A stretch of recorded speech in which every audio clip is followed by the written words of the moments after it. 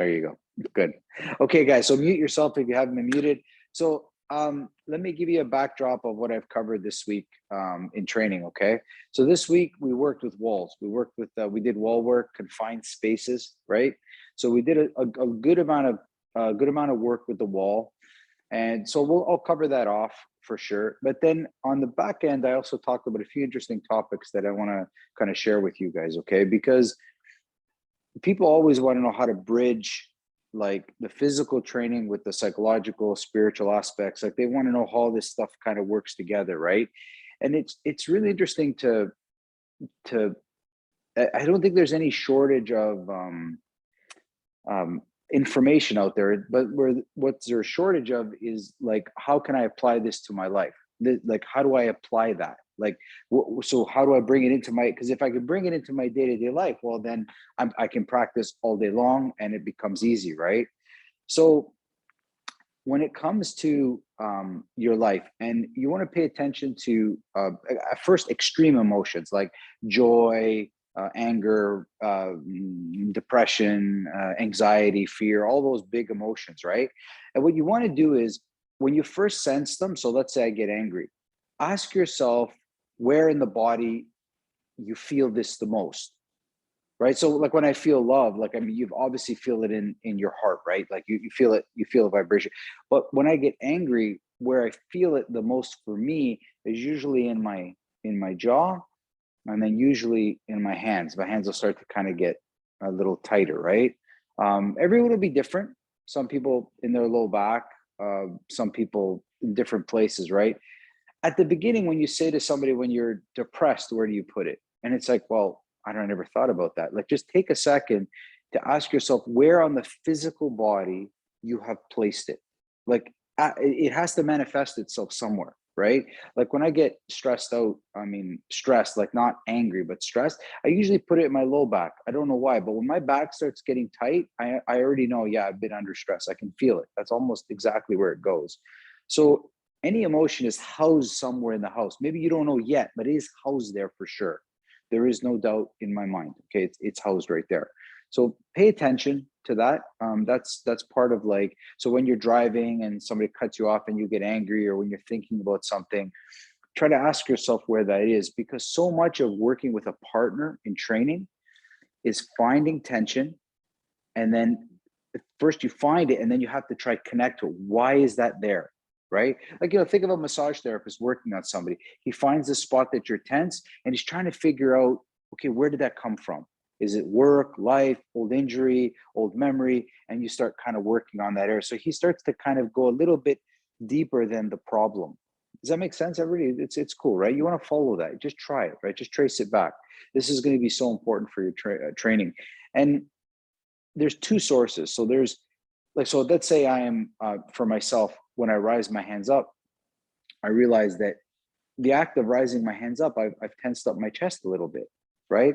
And then you realize, okay, when I got to rise my arms up in such a way that I didn't tense up any muscles. So be able to kind of, it's like when I fix my hair or my beard, I'm not actively flexing my bicep to do this, right? That's only for the beard commercials, right? The guy's trying to so that's one way. Then the other way is your partner. So if I start doing this in front of my partner, that also makes me tense, right? Like, so in other words, from outside source can come attention, right? So we have to understand, like, is this mine or is it from somewhere else, right? Like, I'm sure you've been in meetings, most of you, where somebody walked into the room and it just tensed up the room just by walking in. Just their presence. It's just like, God, like it's just the tension you bring. It's like a cloud of tension comes in with them, right? And we do have the holidays coming up, right? And you guys all know that, like, some of the most tension is within our own families, right? It could definitely be. I've seen it with my own kids. Like, there was a child that comes over to our house, was a distant relative, and that child always brings a lot of negativity because the child is just out of control. So all the other kids know that, and it makes them tense that something bad's going to happen. So you can see it even in kids and older kids. So be attentive to tension, where it's coming from, whether it's external or internal, right? And then you have to kind of get like, it's like you're going on a journey with this emotion. And you have to be able to pack stuff with it, right? So that's a whole other discussion, not to go deep into that. But just for now, be attentive to when you get angry, sad, happy, and find out where that emotion goes and what the implications are. Just be aware of it. Just simply writing it down, guys. It's like, think of when you want to help somebody with their diet, just have them write what they eat down. It's amazing how that alone can cure half the problem. You're like, holy, look how shit I eat. Look at this stuff, chips and cheeseburger. That's Miro, cheeseburgers. I can see it already. It just, KFC, the whole bit, What I get amazed at, I eat junk food in Europe and I don't nearly feel as bad as when I'm in here eating it.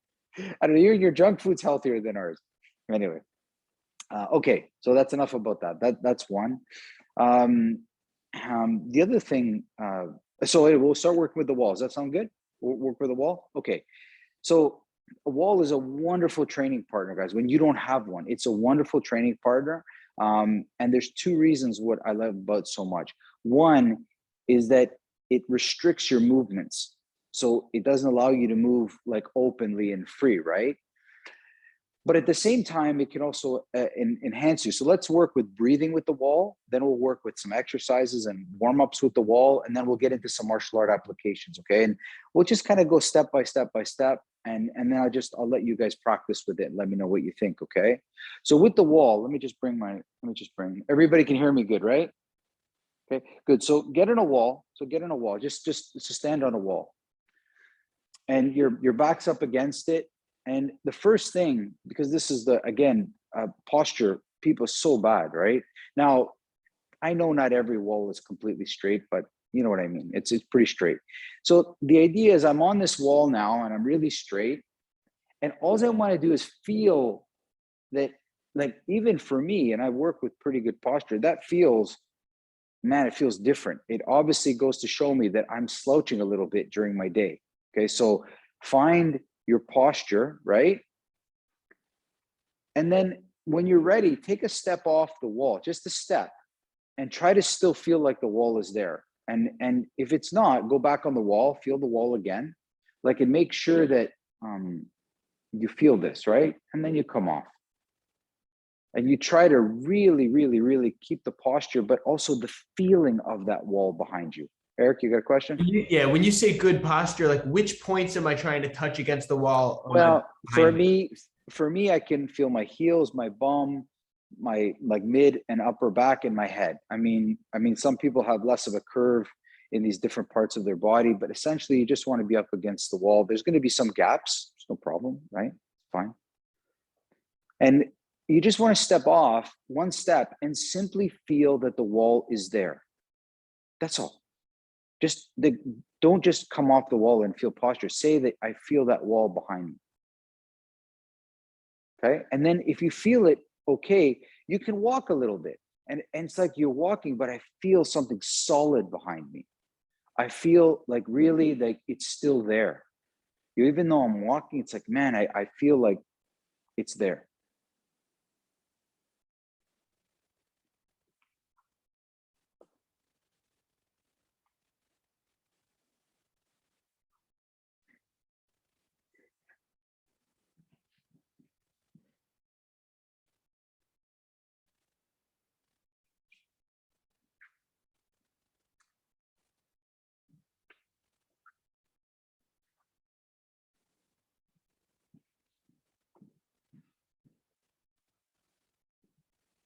Okay, good. Again, I think I've ever explained this to anybody, so you guys will be hearing it for the first time. So that's a simple exercise and a physical exercise. Now I want you to take that wall and put everybody that you would protect, like anybody that you would step in front of to take a bullet, block, protect something, like my kids, wife, like anybody that my mom, my sister, like anybody you truly care about, okay? They're back there. They're behind you. Who would you stand in front of to protect? Manifest that. So that wall doesn't just become a wall. It becomes everything that you would protect. And just so when I'm on this wall, I think about that. These are the people I would protect. And then I come forward and I walk and I never forget that they're behind me. These are people that truly love you. You hopefully, if somebody going to die truly loves you, right? They care about you. So step in front, step forward, and know that they're behind you. Like, these are people that truly will be with you through the ups and downs. These are the people that, you know, when the shit hits the fan, they got your back. And you're back there. You're protecting them. You're stepping in front, and you feel different, right? It's like a real deeper purpose to your work. You know, you always have to remember who's behind you, guys. Never forget. You don't hate what's in front of you. Just know what's behind you. That's the most important. Who you would protect, right?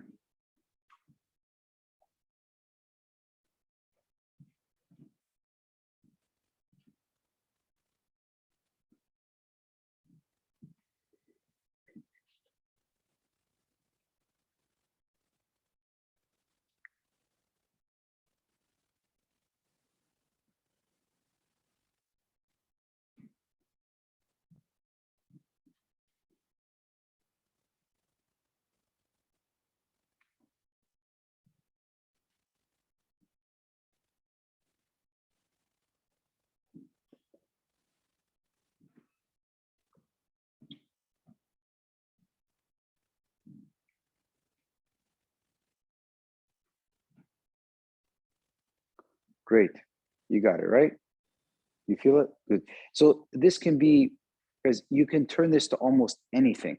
It's the deeper purpose. Like, if, let's say, I was trying to do something like this, like I was working my archery, like some of you saw, I was at so I've got some really big competitions coming up. The back of the wall would be, why am I doing this? What is it?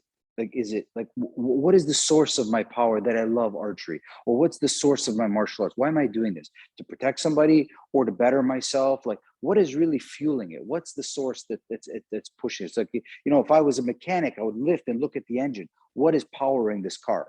Like, it's, you know what I mean? What's powering it? This is the deep internal stuff, right? Let's do another one. So sideways. So I'm here, right? So I got a wall on my side, or this side or this side. It doesn't really matter. I know some of the different practices will tell you left side is mom and right side is your father. I mean, I don't know that. I'm not that good at this stuff. But when I'm at the side, I always ask myself, who do I want beside me?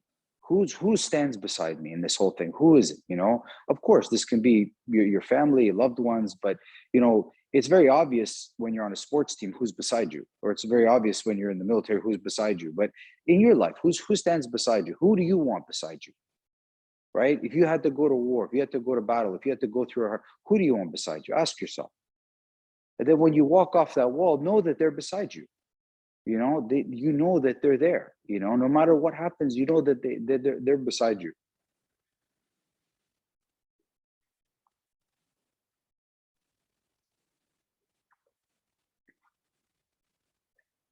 And when you lose that feeling, just go back on the wall, materialize that feeling, think about who's really beside you, and then walk off and just know that they're there.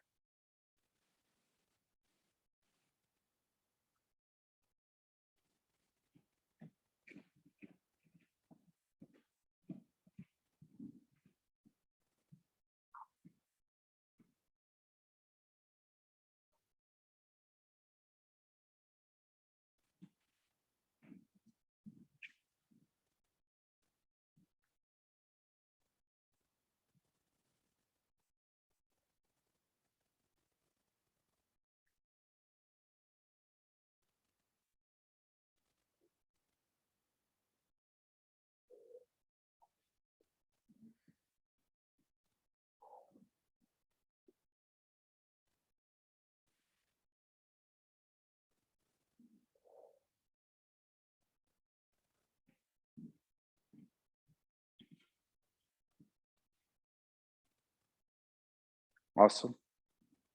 You feel it?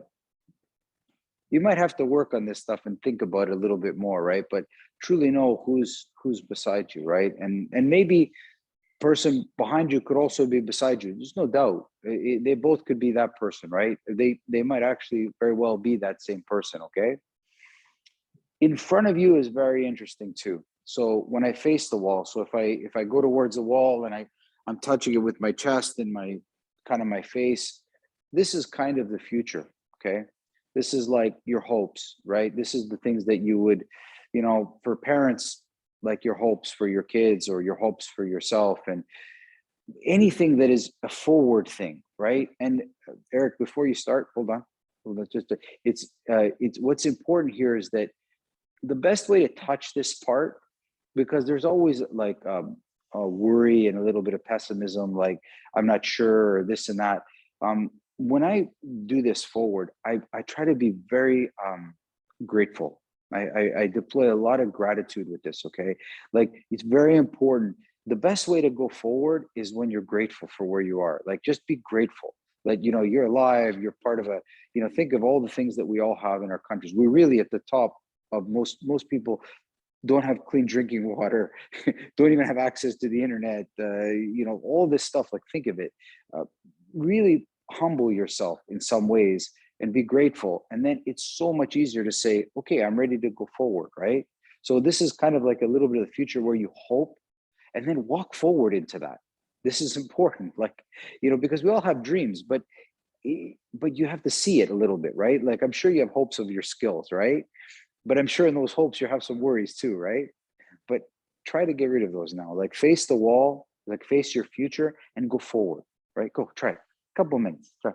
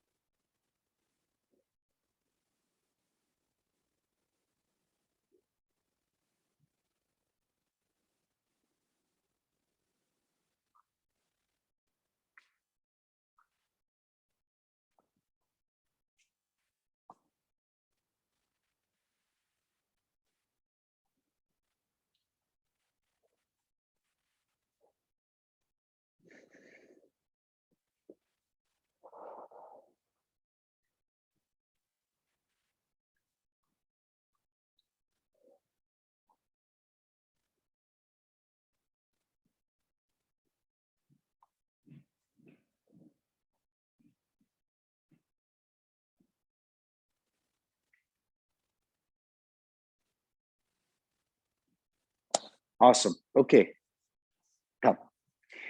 Again, I just a little taste. You got to really work with this stuff. But this is one way with just a simple wall. And believe me, elevators, guys, like elevators, hallways. You're waiting for a moment somewhere. There's something beside. Like if I happen to be somewhere where there's a wall beside me, like I was waiting in an elevator and I had the side of the elevator. I just leaned against it, and as we were riding the elevator, I just thought of, okay, who's beside me? And the same if I was pushed at the back of the elevator, right?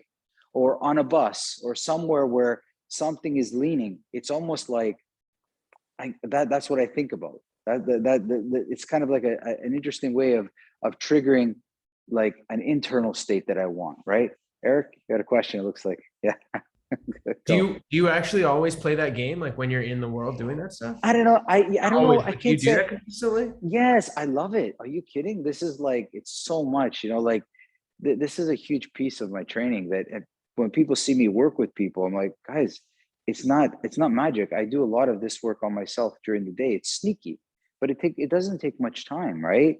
It's whenever, right? It's amazing how, especially the forward one, right? I don't know if you felt it, but when you were leaning up against the wall, right? Didn't you feel how when you came off it, you went forward a little bit easier? It's interesting how it's like I fell forward more, right?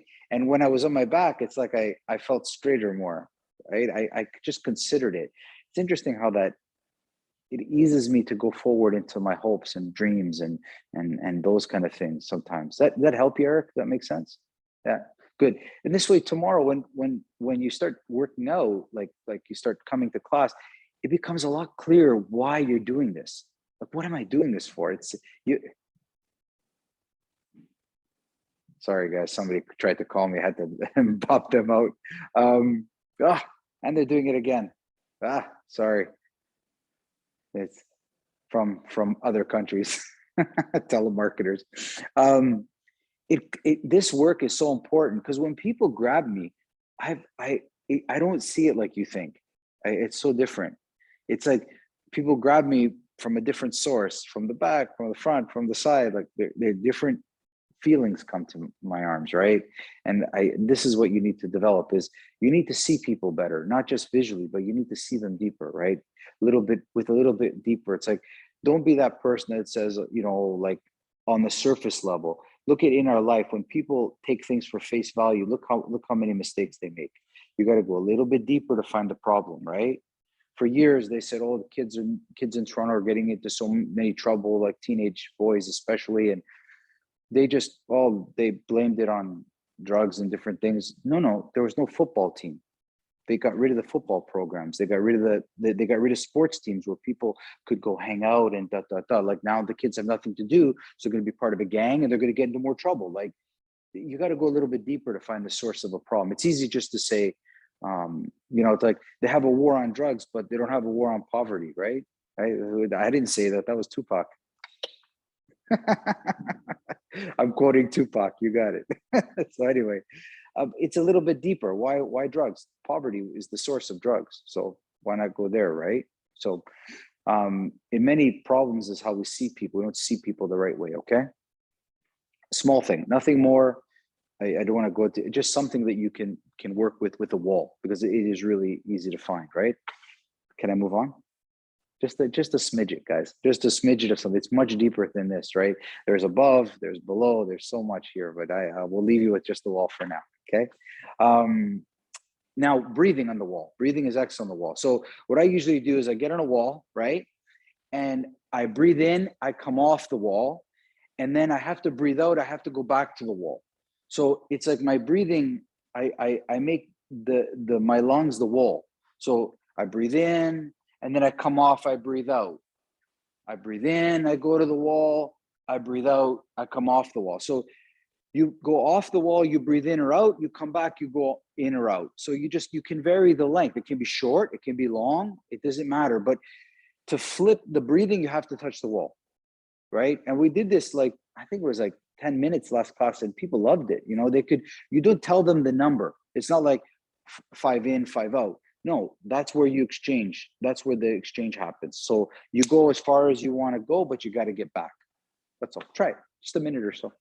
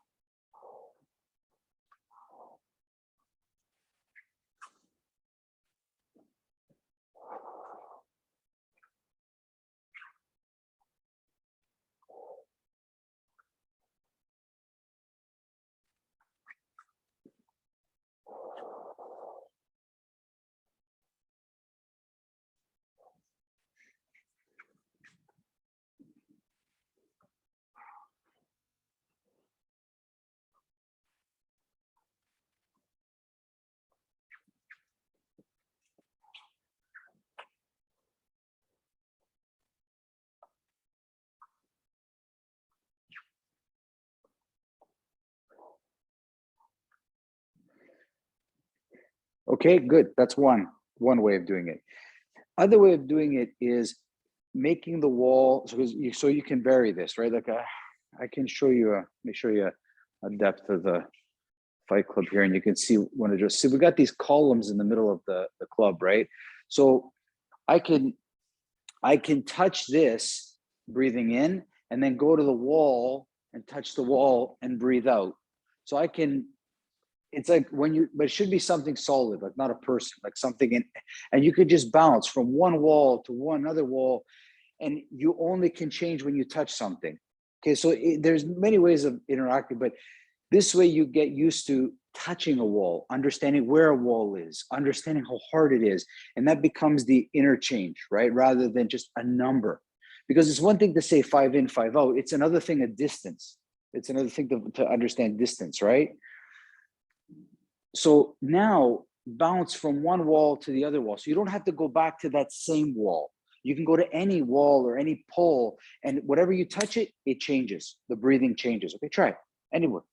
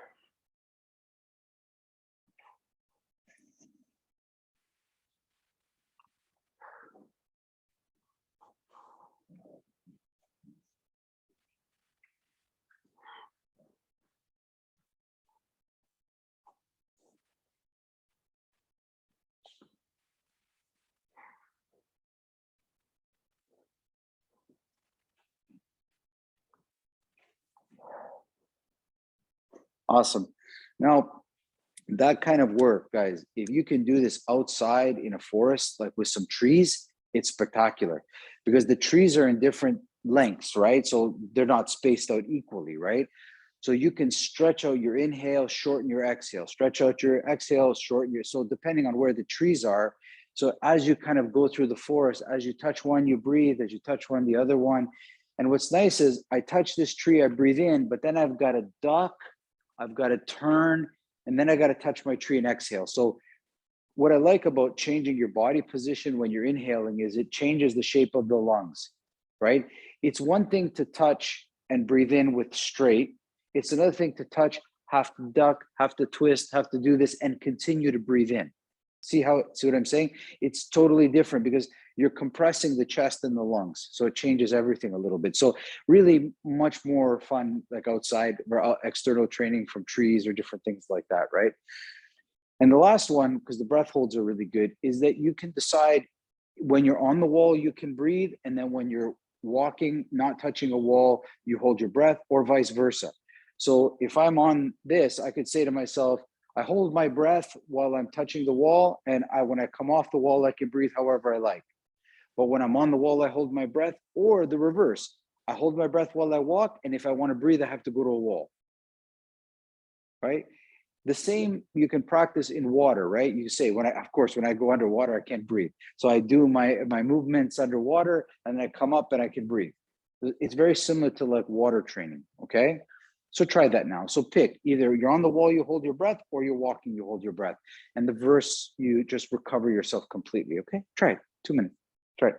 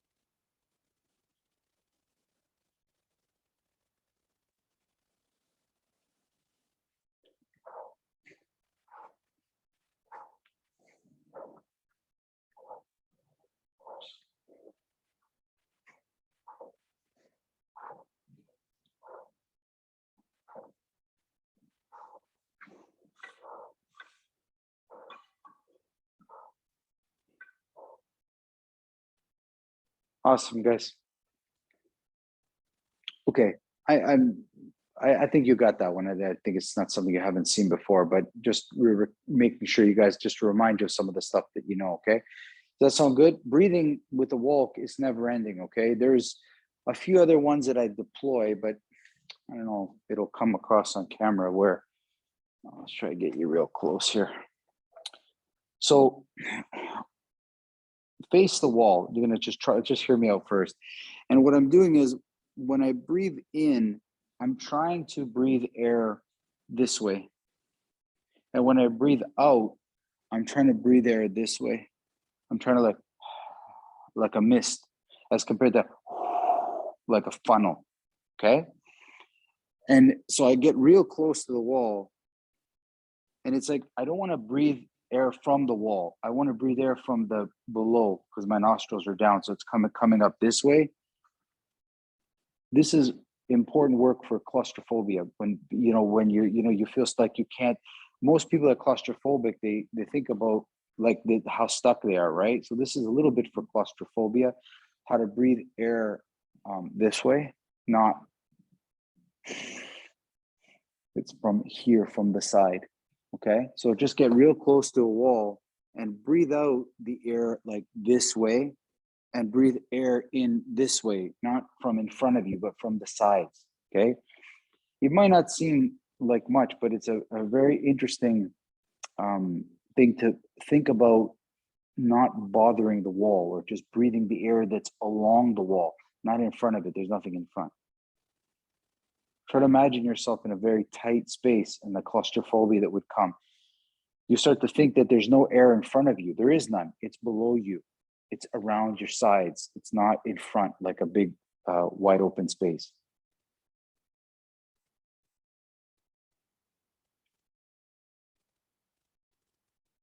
Yeah.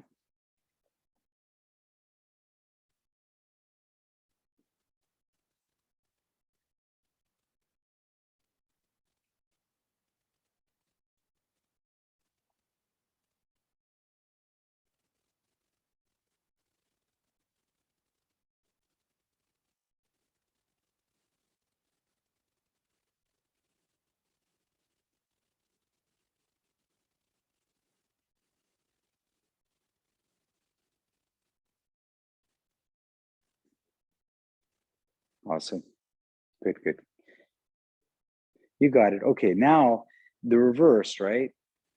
Again, this stuff works really well with a candle. If you have a candle, like you can, the same thing, you put it close to your mouth and you try to breathe out where you don't make the candle flicker too much, right? But I mean, a wall works just as good. You can visualize the same, pretty much same way. Maybe you can't see the candle flicker, but you still get the idea. Now from far, so again, it's hard to measure, but it's like I'm blowing air out in a direct line to the wall. So it's like, and I'm trying to see if I could force air to the wall, like in a tunnel, like my mother had this skill where she could like just breathing fire when she was mad. Right, so you breathe out, and you now, instead of making it this way, you make it as direct as you can. Right, try it. Make it as direct as you can.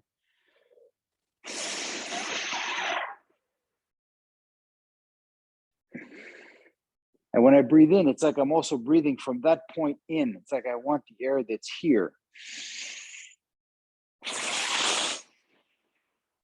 It's really good strength for your lungs, right? Really gets your lungs. So breathe in air from far away in a direct line.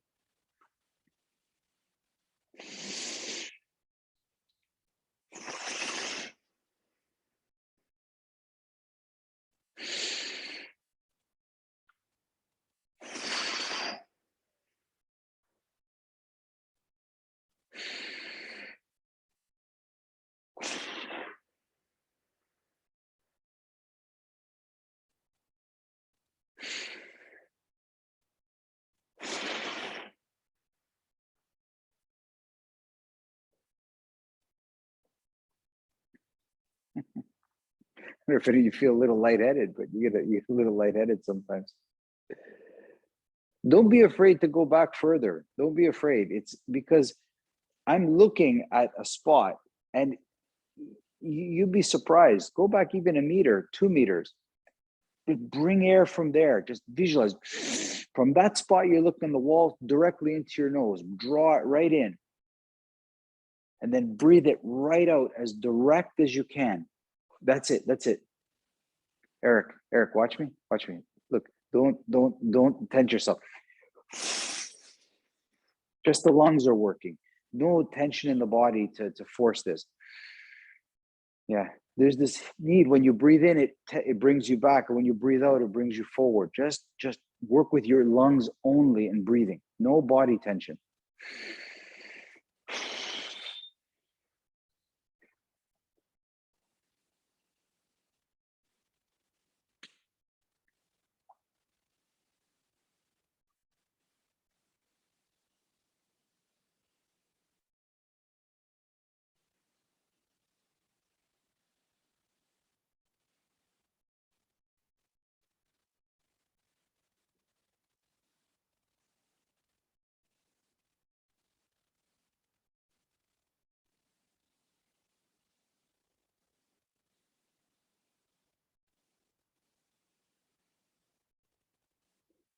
Great, guys. Great. Good. It's good.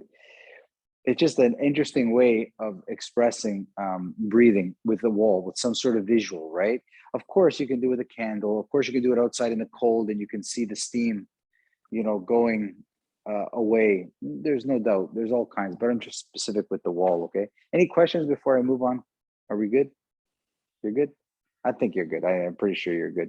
So now massage when it comes to the wall, right? I'm sure you've seen people do this. So I get close to the wall, like maybe 6 inches, and I fall to it, right?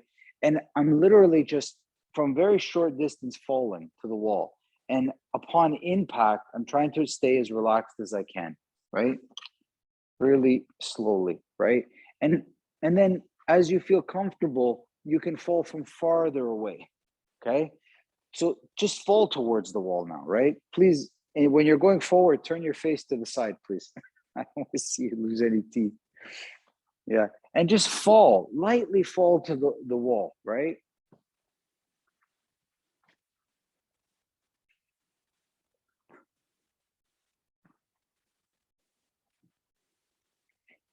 Of course, it's easier if somebody's pushing you, but you don't need it, right? You can just literally just start to fall towards the wall and take the impact on the body. Try to not involve your hands at all. Like try not to have them brace you, like put them in front of you or to the side.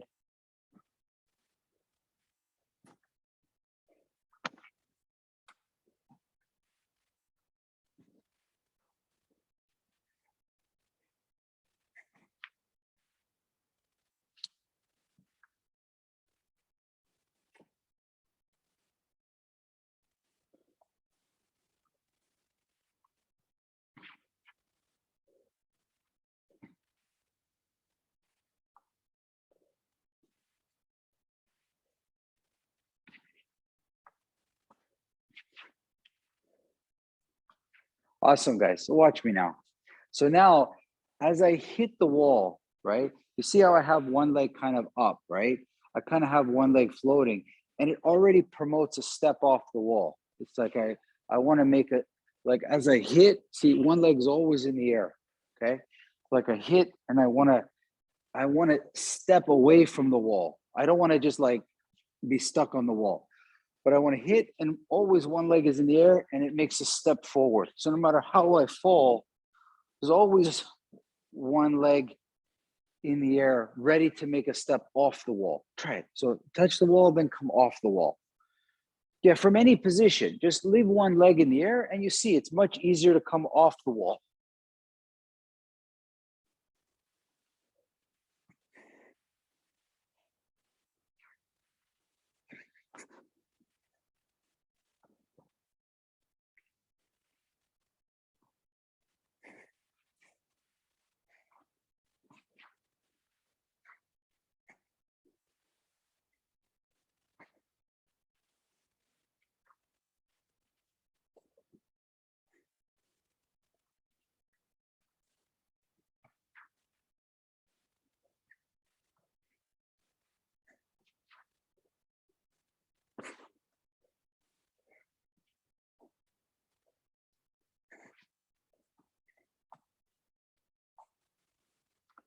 Great.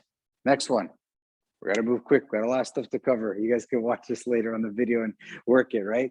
So now I try to roll off the wall. So when I get thrown on the wall, I try to kind of use my arms to kind of roll me off the wall. So I get pushed on the wall, then this shoulder rolls me off. See, I hope you never go like this. It's just like, that's a bug on the windshield. You don't want that, okay?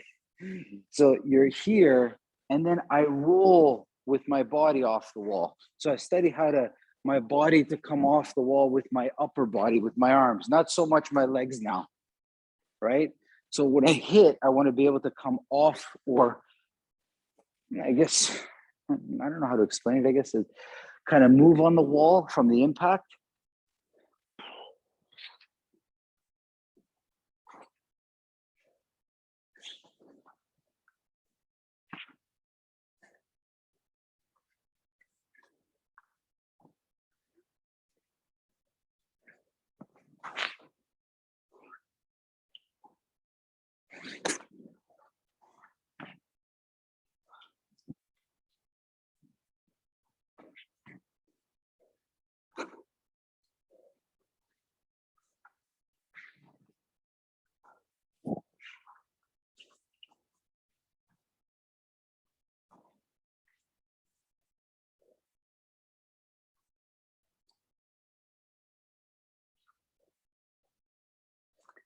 Okay, now let's combine a little bit of martial arts stuff, right?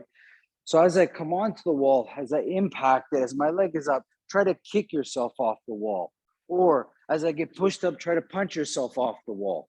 So now these offensive things that we use in fighting to get away. So tomorrow when somebody pushes you against the wall, are you ready to respond? Can you punch and kick from that position, right? Or do you need to reset yourself? But now you train, people fall against the wall. Be ready to come off the wall, punching and kicking. Just be ready, right? Be ready to work immediately.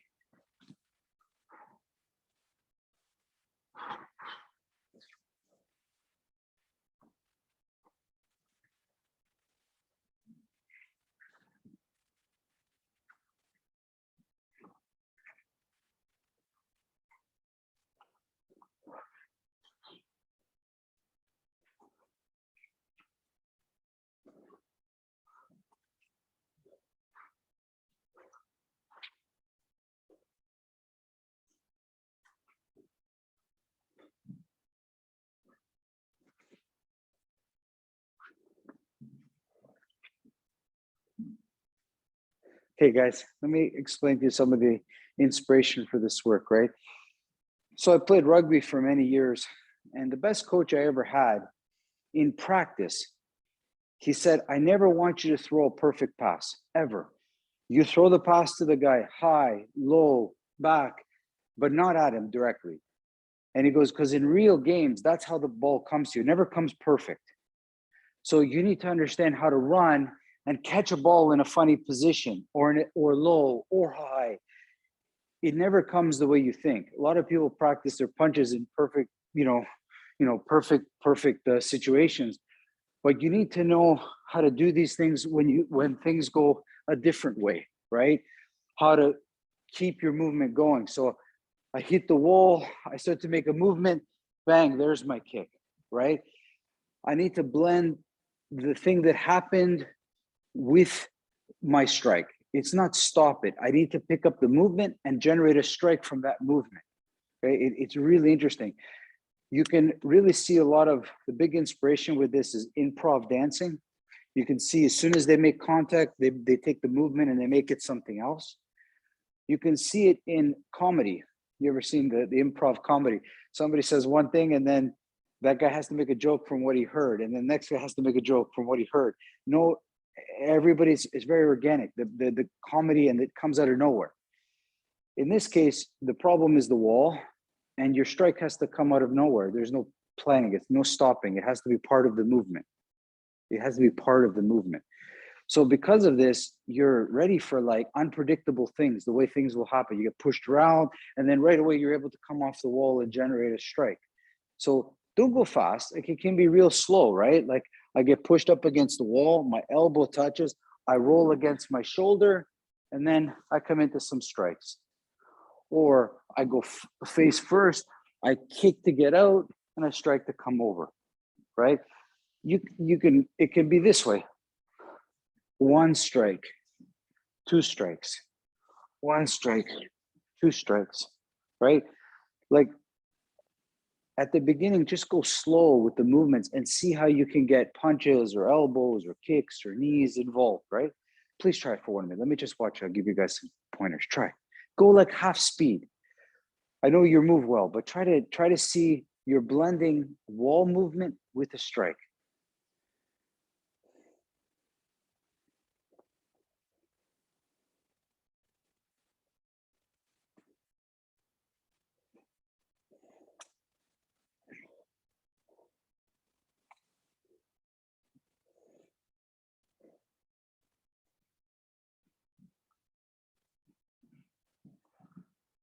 That's it, Eric. That's it. Yeah. Remember, there's back fists, there's elbows, knees, spinning stuff, like anything that the movement generates, you can use. Yeah.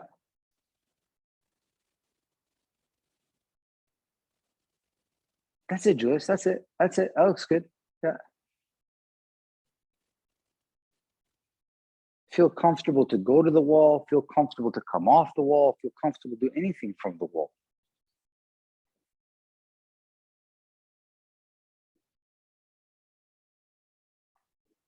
Yeah, nice.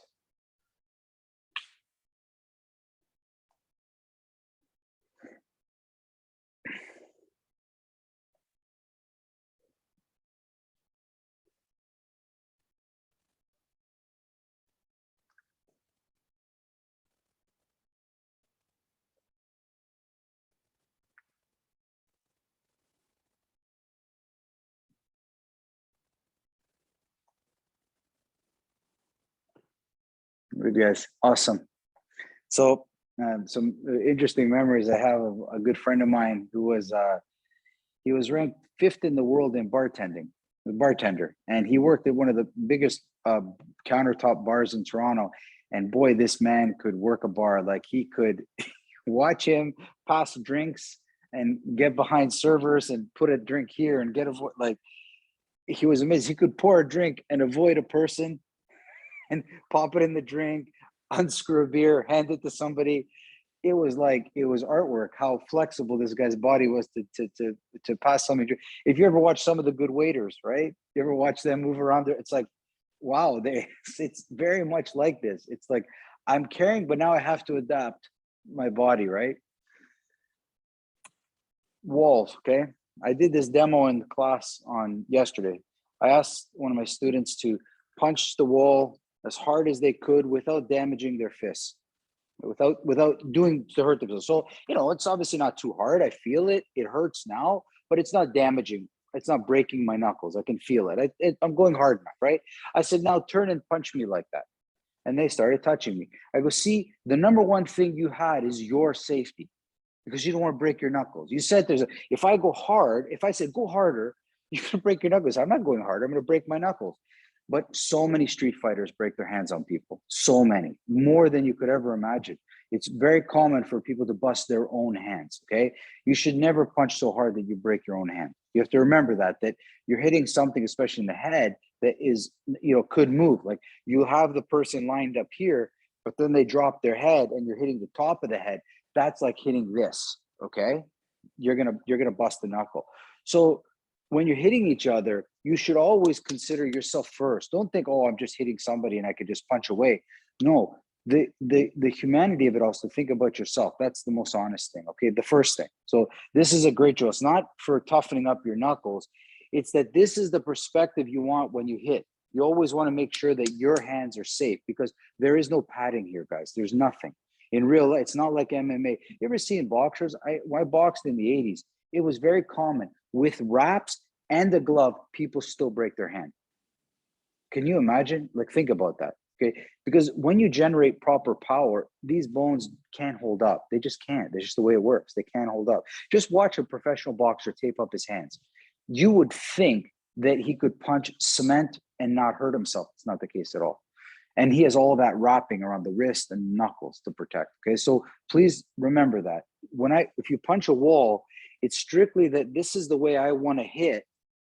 This is the way I want to hit when I'm sparring with people. I always want to consider, my knuckles, my safety too. That is a proper kind of perspective. The same with the elbows, the exact same, right? I want to deploy them. The other thing I can work on is accuracy, is picking up points and making sure that I'm accurate, right? So you could, I have a cement wall here, so it's easy for me to find different points, right? So that's how I would work on precision and also safety, taking care of my own hands, okay? If you want to work on speed, you do it along the wall. So along the wall, like send your punches fast, but as tight to the wall as you can. Boom. Like as tight as you can along the wall, right along it, right? So send it fast and see how close you can stay to the wall, right? It doesn't matter how, but send it fast along the wall. Okay, and see your accuracy. Can you throw it? Can you throw it accurate along the wall? Anything along the wall. That's how you work on your speed, right? If you want to work on speed. Eric, you got a question? Looks like you have a question, no? Or are you just watching? Just watching, okay. Remember, power from punches comes from accuracy. See, this way, this way. Look how fast I can go, but I never hit the wall. Never. You guys can see that. It's really hard to show.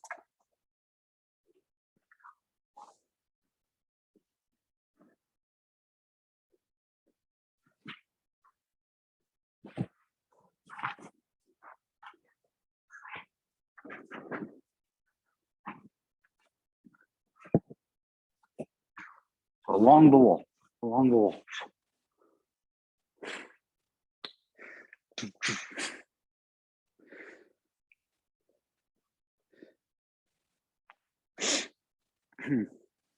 So, questions? How's it feel? Miro, I see you doing it over there. You got it? That's not this look fast. Come on, fast. Don't be scared. Shave a little bit off the top of your hand. Try it.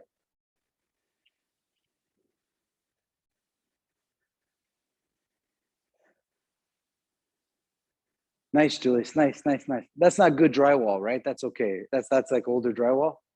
Good, good, good. Yeah, don't pick the good stuff. Don't practice on the good stuff. Eric, watch me for a sec. Go on your back. Go on your back. Go on your back on the wall. Above you, like reach behind you. Yeah, yeah, like right behind you. And this way too. This way along the wall, behind you. Yeah, this is unusual. Yeah, it's okay. You might feel you touch the wall a little bit, but it's okay. Just get close. Yeah.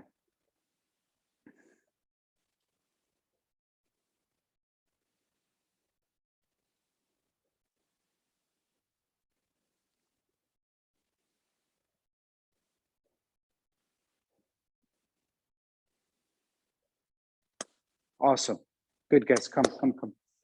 So you notice how the biggest fault I notice, well, this is why I love this. Why I don't have any bags. I have a one punching bag at the Fight Club, but it's more for the kids. And I rarely ever use it, to be honest with you. It's more aesthetic than anything. People, when they hit with their fist, they worry too much about power. And you really, this is like the last thing you need. Trust me. Okay, you don't need this. It's not necessary. If you're accurate, precise, comfortable, and you consider yourself, you have more than enough power. Okay, believe me, you have more than enough power to hurt somebody. Okay, it does not take much. Okay, as long as it's properly placed, it's incredible. Okay, and this goes for so many things. People often, when they talk about ballistics and bullets and all this stuff, guys, a guy that knows what he's doing can drop something with a 22, the littlest bullet out there, right? People don't understand it. In archery, when I tell people, guys, people can bring a rhino down with an arrow. And they're like, what? I go, yes, guys. I go, easily. If it's placed proper, it's done. Like its placement is the most important thing. Doesn't matter, you know, like think of what a sniper does with one bullet, what somebody does with a machine gun. It's the one guy is precise. Learn how to be precise and care about your fists. This is the more important than power. Power comes because you're accurate, you're relaxed, you're precise, right? And you keep safe. The most important, right? You keep your fists safe. As this was my first lesson in martial arts. I took martial arts at a karate place. I got into a street. I busted my hand. First punch, boom, like, and I learned my lesson. Never have anything happen after that. I took care of it. I didn't realize how hard. And after that, drills like this teach me exactly how to properly place the fist. Okay, makes sense. Good. So we covered a lot. You can do the exact same thing with kicks, guys. It's the same thing. You just, you know, kick alongside the wall for speed, accuracy. You don't kick too hard. If you kick too hard, you go backwards. It's that simple, right? If I'm sitting here and I kick the wall hard, I push myself back. I have to kick the wall, but not move myself back, right? And I don't want to hurt my foot either. Like I don't have shoes on now, but if I had shoes, but barefoot, you can feel you're going to hurt your foot, even your heel. You can feel it, right? So hard enough, but doesn't hurt you, but that you feel the impact, right? Exact same. The same with the kicks along the side of the wall, right? Like how to kick alongside the wall, right? This way, if you make a mistake, it's a scrape, not something broken. Okay. How's that feel, guys, for the wall? Does that feel okay? Like you see it? So much of it is just getting comfortable with that thing beside you. It's just so much just being here. Just the more time you interact, you realize how, oh, it's actually, it's just like the floor, right? Which is how it was explained to me. Think of the floor. It's like the floor came up, right? So it's real interesting training from here and then applying it to here. This is the floors. This was really interesting work. So hope you enjoyed it, guys. Hope you enjoyed it. It was tried to condense as much info as I could in one. The beginning part would be the most important for me, that you because like I said, there's no lack of information. It's just, how do I practice this? So, you know, at home in my kitchen, I have kind of like an interesting kitchen. Here I am, you know, cutting something, right? I'm cutting some food and I know I've got to go over there. So instead of just walking over there, I push myself against the counter. It's at my hip level and I roll over and then I grab it out. I roll back, right?